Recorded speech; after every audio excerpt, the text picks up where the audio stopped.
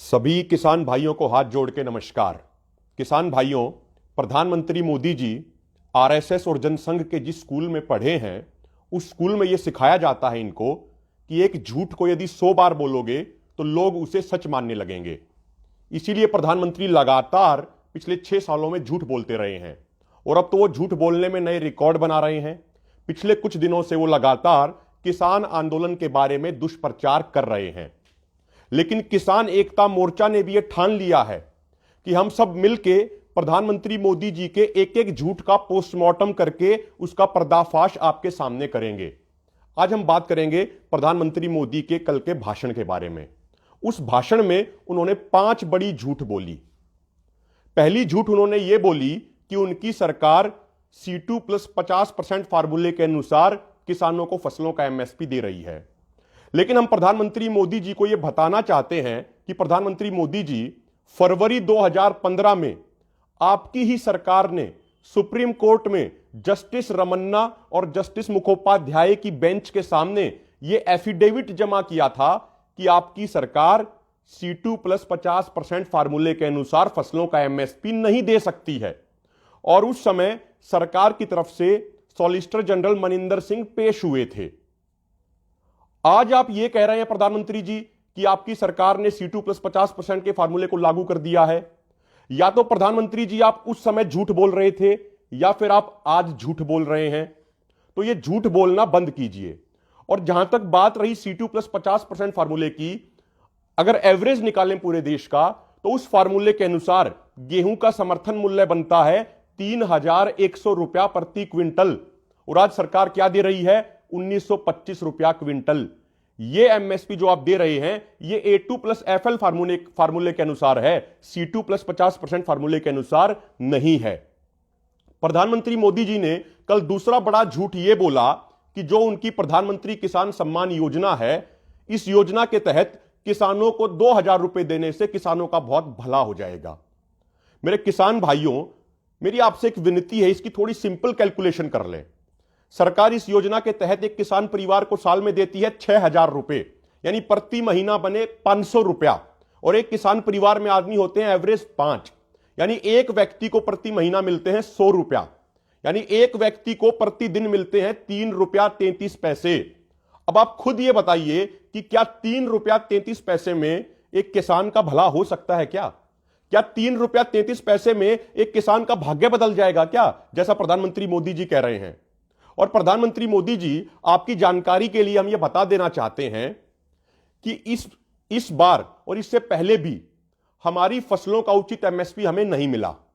अब की बार बाजरा जिसका सरकारी रेट 2,100 रुपया क्विंटल है वो बिका हमारा 1,100 रुपए क्विंटल में। मक्का जिसका सरकारी रेट 1,850 रुपया क्विंटल है वो बिका 500 से 600 रुपए में। गेहूं जिसका समर्थन मूल्य 1,925 रुपया क्विंटल है वो आज भी बाजार में 1,300-1,400 रुपए प्रति क्विंटल बिक रहा है। धान जिसका सरकारी रेट 1,868 रुपया प्रति क्विंटल है वो 900 से 1,000 रुपए क्विंटल में बिका है।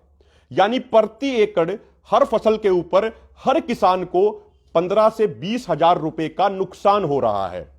आप हमें हर फसल पे 15 से 20,000 का नुकसान करा रहे हैं और 2,000 रुपए का झुंझुना पकड़ा के हमारे हाथ में आप ये कहते हैं कि इससे किसान का भला हो जाएगा।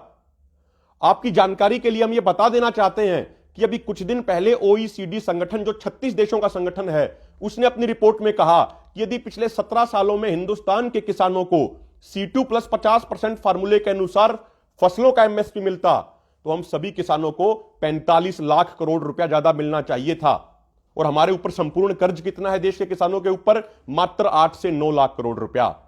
तो यदि आप हमारा सारा कर्ज भी काट लें तो उसके बावजूद हमारा 37 लाख करोड़ रुपया सरकारों पे बकाया है।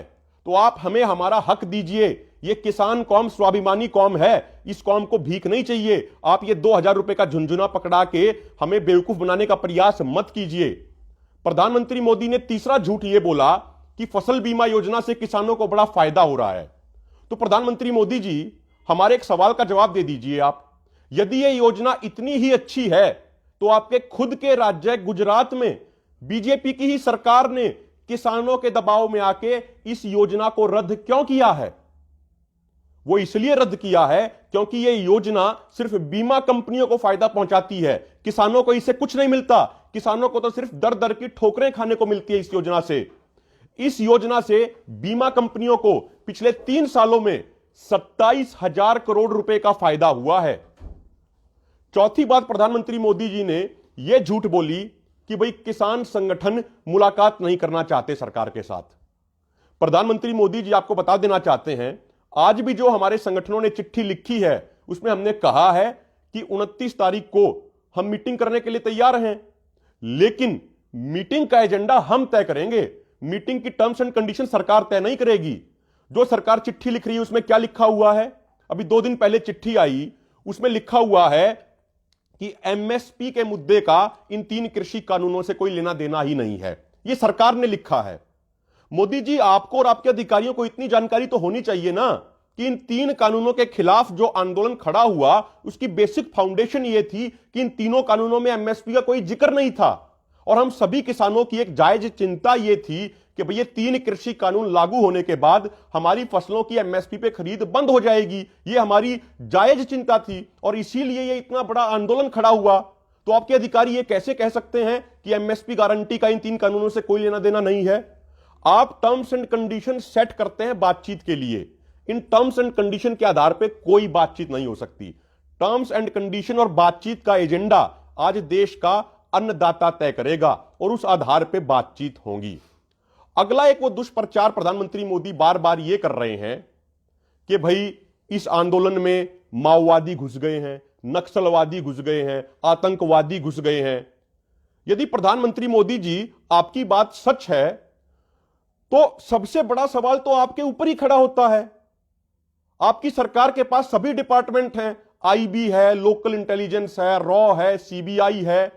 उसके बावजूद दिल्ली के नजदीक इतना आंदोलन चल रहा है और उसमें आतंकवादी, माओवादी, नक्सलवादी घुस गए। तो आपके ये सभी डिपार्टमेंट क्या कर रहे थे? आपकी सरकार क्या कर रही थी?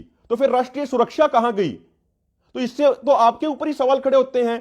अगर यदि ऐसा है तो इससे तो आपका फेलियर नजर आता है। मोदी जी, हम आपसे यह विनती करते हैं कि आप किसान आंदोलन को बदनाम करना बंद कीजिए। यह देश का अन्नदाता है और आप इस चीज को समझिए प्रधानमंत्री जी कि देश के आज 44 से अधिक अन्नदाता इस आंदोलन में शहीद हो चुके हैं। और प्रधानमंत्री मोदी जी, ना तो आपने उनके प्रति कोई शोक या संवेदना जाहिर की और ना ही आपके मंत्रियों ने कोई शोक या संवेदना जाहिर की। देश का अन्नदाता आज कड़कड़ाती ठंड में सड़कों पर है और शहीद हो जाता है अपने हकों के लिए, लेकिन आप कोई संवेदना जाहिर नहीं करते। लेकिन पाकिस्तान के पूर्व प्रधानमंत्री नवाज शरीफ की मां की मौत होती है तो आप उसके ऊपर शोक प्रकट करते हैं, उसके लिए शोक की चिट्ठी लिखते हैं। लेकिन आज देश का अन्नदाता शहीद हो रहा है और आपकी जुबान तक नहीं खुल रही। प्रधानमंत्री मोदी जी, हम यही आपसे अंत में बात कहते हैं कि देश का अन्नदाता ये असली देशभक्त है और ये अपनी मांगों को पूरा हुए बिना वापस नहीं जाएगा। आप कितना ही प्रयास कर लीजिए झूठ बोलने का, आप कितना ही सरकारी तंत्र का मिसयूज कर लीजिए, आप कितना ही गोदी मीडिया को खरीद लीजिए, लेकिन यह देश का अन्नदाता है, यह देश का असली राष्ट्रभक्त है और यह अपनी मांगे पूरी करा के ही वापस जाएगा।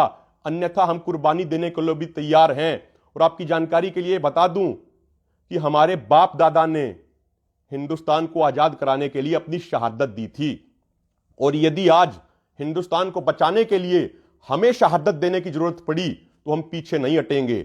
हमारा आंदोलन शांतिपूर्वक है, शांतिपूर्वक आगे भी रहेगा। यदि आप कोई दमन भी करना चाहते हैं तो उसके बावजूद भी हमारा हाथ नहीं उठेगा। या तो हम आंदोलन जीत के जाएंगे या फिर अपनी कुर्बानी देकर हमारी पार्थिव शरीर हमारे गांव में जाएंगे।